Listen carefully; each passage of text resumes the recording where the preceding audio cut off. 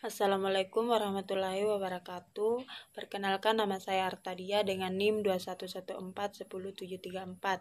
Di sini saya akan mempresentasikan tugas mata kuliah saya, yaitu fisiologi tumbuhan dengan materi gerak pada tumbuhan.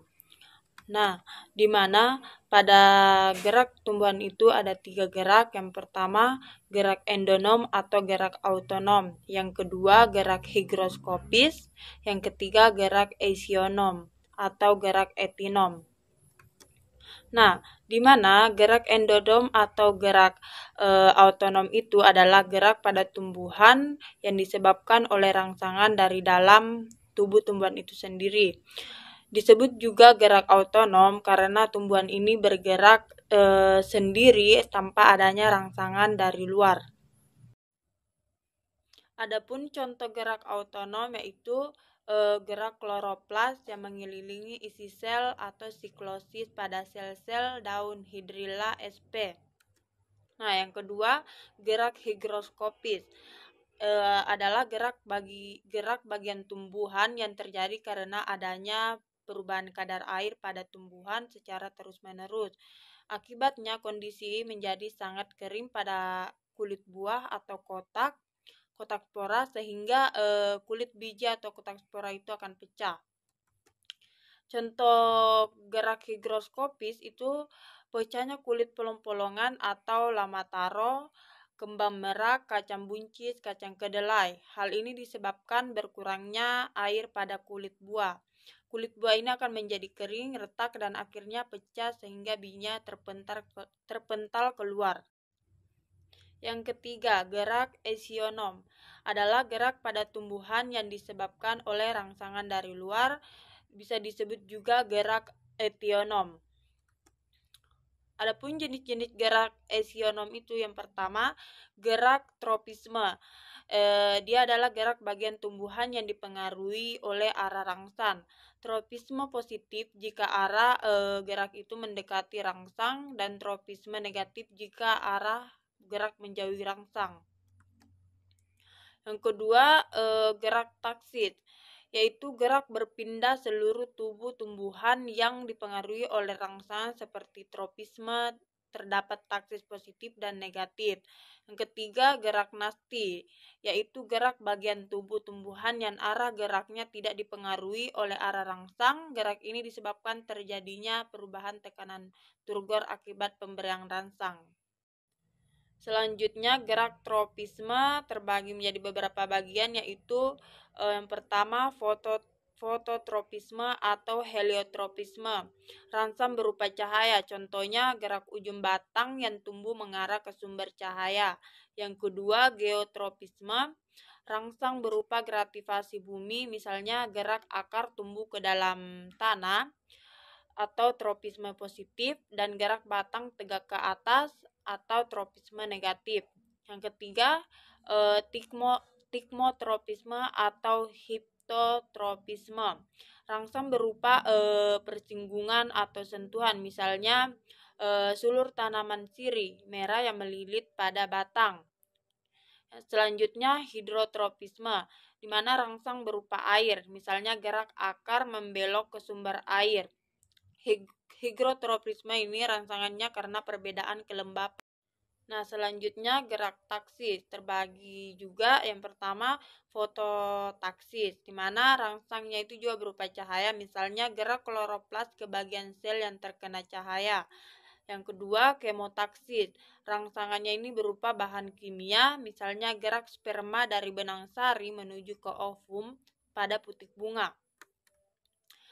Selanjutnya, niktinasti, rangsangan yang berupa gelap, misalnya gerak mengatupnya daun turi, daun asam, daun putri malu pada malam hari.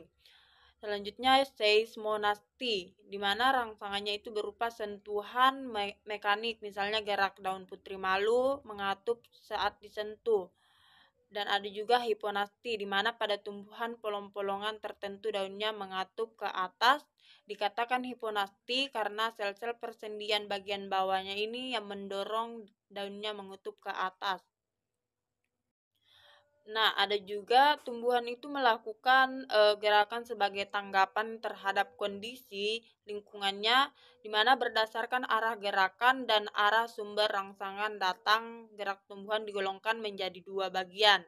Yang pertama itu tropisme dan kedua nasti, di mana tropisme ini jika arah gerakannya ditentukan oleh arah asal rangsangan. Sementara nasti jika arah gerakan tidak ada hubungannya dengan arah datangnya rangsangan. Di sini penjelasannya tropisme. Tropisme itu merupakan gerak tumbuhan untuk mengubah posisinya baik menjauhi ataupun mendekati stimulus, dan gerak tumbuhan tanaman yang merupakan respon atau tanggapan tumbuhan terhadap rangsangan dari luar yang diterimanya secara langsung. Adapun macam gerak tropisme, yang pertama itu fototropisme, hidrotropisme, tikmotropisme, geotropisme. Nah, ada di sini pertanyaan, mengapa akar tumbuh ke bawah dan pucuk tumbuh ke atas? Nah, di sini penjelasannya, stimulus itu adalah suatu yang ada lingkungan yang menyebabkan perubahan tingkah laku, termasuk tingkah laku tumbuhan. Yang kedua juga itu gratifikasi, merupakan stimulus atau rangsangan. Ketiga, jika akar tumbuh secara mendatar, maka selanjutnya akan melengkung ke bawah. Hal tersebut disebabkan sel-sel di permukaan bawah akar tidak tumbuh sama panjang dengan sel-sel di permukaan atas akar. Sel-sel di permukaan atas itu tumbuh lebih panjang sehingga akar mendukung menekan masuk ke dalam tanah. Nah, pada gerak tropisme pada tumbuhan itu dikendalikan oleh hormon tumbuhan yang disebut hormon auksin. Auksin ini menyebabkan batang dan daun tumbuhan bereaksi positif terhadap fototropisme atau tumbuh mengarah ke sinar. Hormon tersebut aktif dibentuk di ujung batang, bagian atau sisi batang yang tidak terkena sinar, sehingga mengakibatkan sel-sel di bagian itu tumbuh lebih panjang dari bagian atau sisi batang yang terkena sinar matahari, sehingga batang membengkok ke arah sinar. Distribusi atau penyebaran auksin ini tidak merata pada batang tumbuhan. Auksin akan terkumpul jika banyak di sisi batang yang jauh dari sumber cahaya.